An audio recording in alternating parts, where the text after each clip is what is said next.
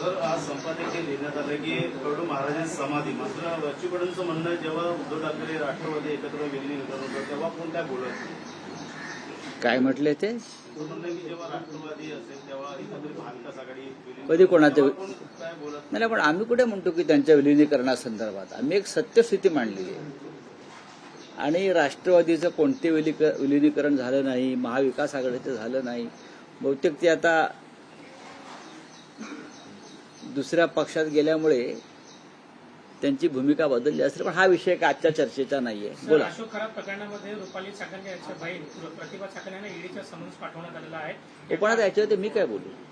काय वेगळा प्रश्न असेल ज्या सांगा. प्रकारे गोंधळ झाला मुंबई पुणे एक्सप्रेस हायवे मध्ये मिसिंग लिंक, या मिसिंग लिंकच्या दरम्यान जी काही ट्रॅफिक जाम झाली त्याच्यानंतर मुख्यमंत्र्यांनी काल सुप्रिया सुळेंची माफी मागितली. बघा, सुप्रिया सुळेंची माफी मागितली त्या खासदार आहेत.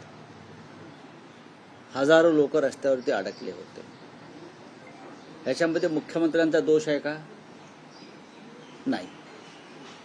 ह्याच्यामध्ये नियोजनाचा अभाव आणि आपल्याकडे अजूनही जे व्हीआयपींसाठी सगळं काही करायचं, व्हीआयपींच्या सोयीसाठी सगळे आखणी करायची, ही जी प्रशासनाची मानसिकता आहे त्याच्यामुळे अशा प्रकारच्या घटना घडतात. एका राज्याच्या मुख्यमंत्र्यांनी त्यांना सांगितलं नाही ना की तिथे बैल कापा. एक बैल कापला ना किंवा रस्ता अडवा. हे का मुख्यमंत्र्यांच्या सूचना नसतात. हे प्रशासन काही गोष्टी परस्पर करतं. अशा प्रकारचे उद्घाटन सोहळे हे सोप्या पद्धतीनं करणं गरजेचं असतं, जेव्हा लोकांना त्रास होणार नाही. हे मुहूर्त का मुख्यमंत्र्यांनी किंवा उपमुख्यमंत्र्यांनी किंवा अन्य कोणी काढलेले नाही आहेत. त्याच्या ह्याला जबाबदार मुख्यमंत्र्यांचं प्रशासन आहे. मुख्यमंत्र्यांनी माफी मागितली म्हणजे असं वारंवार होत आहे. मुख्यमंत्र्यांचं लक्ष नसल्यामुळे होत आहे. कशा करता एवढा शो करायची गरज होती? आहे ना, केलंत ना तुम्ही केलंत ना, तुम्ही करून दाखवलंत ना. लोकांना कळलं तुम्ही केलंय. हे तुम्ही केलंय, हे लोकांना कळलंय. बाबा हे तुम्हीच केलंय आणि हे तुम्हीच करू शकता जगात सगळ्या गोष्टी. आम्हाला नाही जमलं काय? हा महाराष्ट्र जो घडलेला आहे हा तुम्हीच घडवलाय तुमच्या जन्माच्या आधीपासून. हे सगळं जे आहे, जायकवाडी असेल, हे मुंबईतले त्या काळातले 56 पूल असतील, हा झोपडपट्टी पुनर्वसन योजना बाळासाहेबांनी केली ती, किंवा अन्य रस्ते, मुंबई एक्सप्रेस हायवे, हा फ्रीवे, हे सगळं जे तुम्हाला दिसतंय सगळं हे तुम्हीच केलंय. कालच्या सगळ्या पत्रकार परिषदेमध्ये एकनाथ शिंदे असं म्हणाले की उद्धव ठाकरे मुख्यमंत्री असताना या काम थांबलं होतं. ते म्हणत होते work from home, stay home, आणि आमचं सरकार आलं त्याच्यानंतर. एकनाथ शिंदे काय बोलतात त्याच्यावरही जाऊ नका.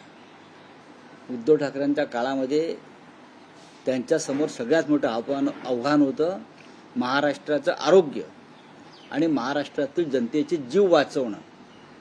एकनाथ शिंदेचे सुद्धा जीव वाचले कोविड काळात, ते सुद्धा उद्धव ठाकरेंमुळेच. सगळ्यात मोठं आव्हान होतं माणसांचे प्राण वाचवणं त्या काळामध्ये. असं आव्हान कोणत्या मुख्यमंत्र्यासमोर नव्हतं. बरोबर आहे. हे आव्हान मोठं होतं की झाडं तोडणं, रस्ते बांधणं, हे केव्हाही होऊ शकतं. पण लाखो मराठी जनतेचे प्राण वाचवणं हे सगळ्यात मोठं आव्हान उद्धव ठाकरेंसमोर होतं. एकदा एकनाथ शिंदे यांनी अयोध्येला जाताना गंगा नदीची पाहणी करावी आणि आसपासच्या लोकांशी बोलावं. तिथे किती हजारो प्रेतं कोविड काळात कशी फेकण्यात आली होती. महाराष्ट्रावरती ही वेळ उद्धव ठाकरे साहेबांनी येऊ दिली नाही. याबद्दल उपमुख्यमंत्र्यांनी कृतज्ञता व्यक्त केली पाहिजे. खरं म्हणजे राजकीय मतभेद असले तरी मिसिंग लिंक, हा लिंक, तो लिंक, सगळं ठीक आहे. पण हे किती मोठं काम त्यांनी केलं आणि ते काम घरूनच बसून करायचं होतं. लोकांना घराबाहेर पडून न देणं हे मोठं आव्हान होतं त्या काळामध्ये जगभरात. आणि महाराष्ट्रानं ते आव्हान पेललं. जर मुख्यमंत्रीच बाहेर पडले असते तर जनता बाहेर पडली असते आणि माणसांचे बळी गेले असते. यांना कळतं का? नाही कळत त्यांना हे, म्हणून ते असं बोलतात.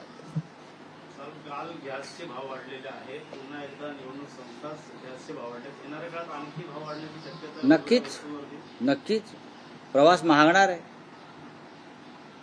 प्रवास महागतो आहे, हवाई प्रवास महागणार, बोटीचा प्रवास महागणार, रस्त्यावरचा प्रवास महागणार, जिथे जिथे पेट्रोल डिझेल आणि इंधनाची गरज आहे ते सर्व महागणार आहे.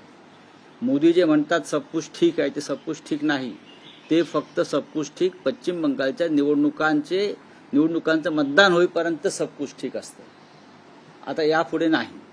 जे काही अंदाज मांडले जातात पश्चिम बंगालचे या सगळ्या संदर्भात काय वाटतं तुम्हाला? काय ममता बॅनर्जी या 180 ते 185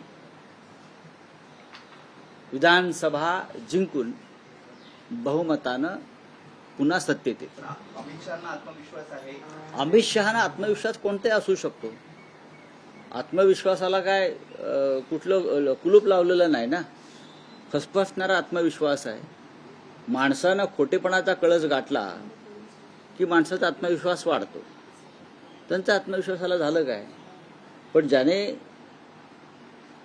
ममता किंवा त्यांच्या कार्यकर्त्यांनी ज्या प्रकारचं कार्य केलेलं आहे, काम केलेलं आहे, मला असं वाटतं, मी जी माहिती घेतो की ममता बॅनर्जी यांचा विजय व्हायला हरकत नाही.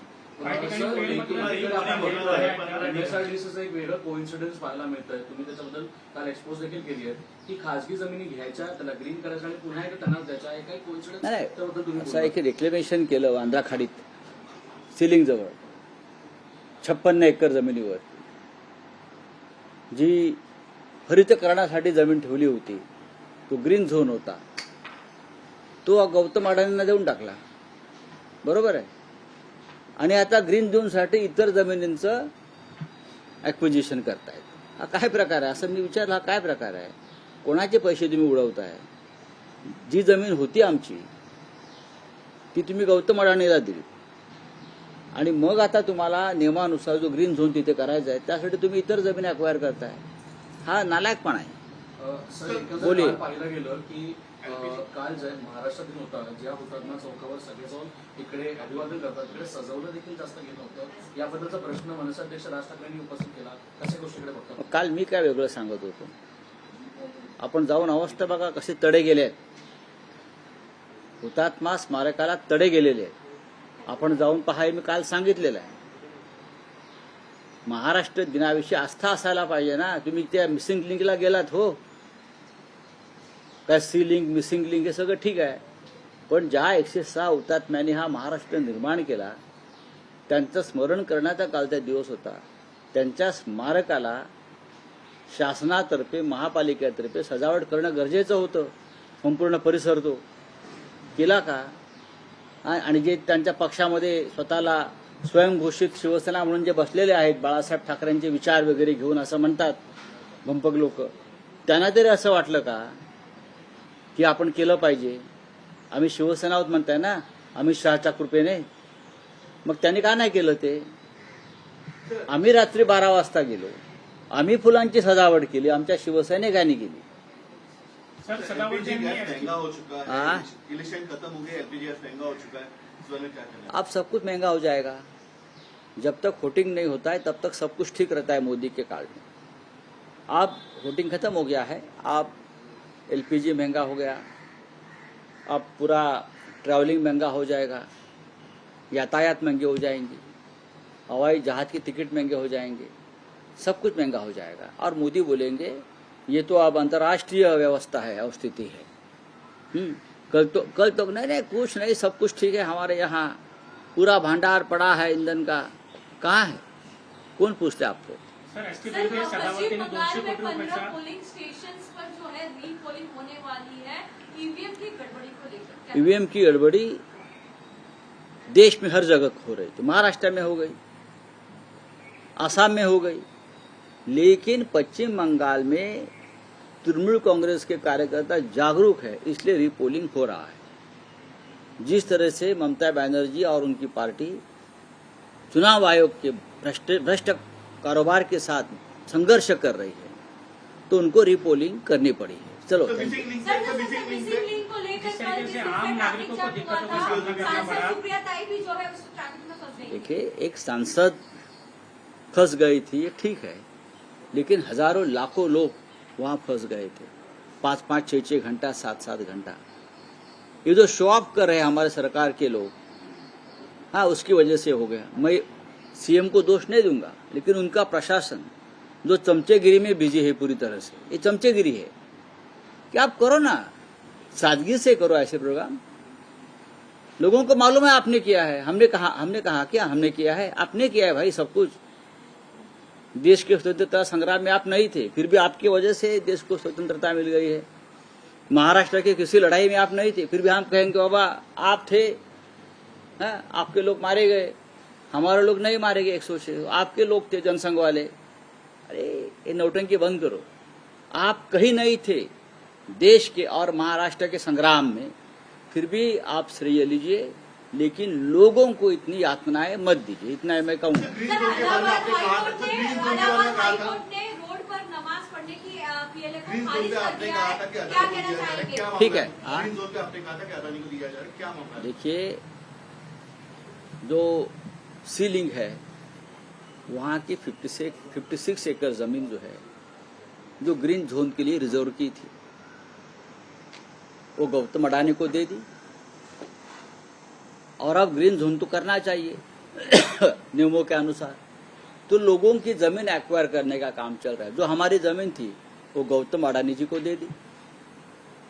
ये कौन सा व्यवहार है? और अब 56 एकड़ जमीन लोगों के आसपास के लोगों से पकड़कर अब वह ग्रीन जोन बनाएंगे। जो हमारी जमीन थी सरकार की, वो अडानी को दी। क्या चल रहा है?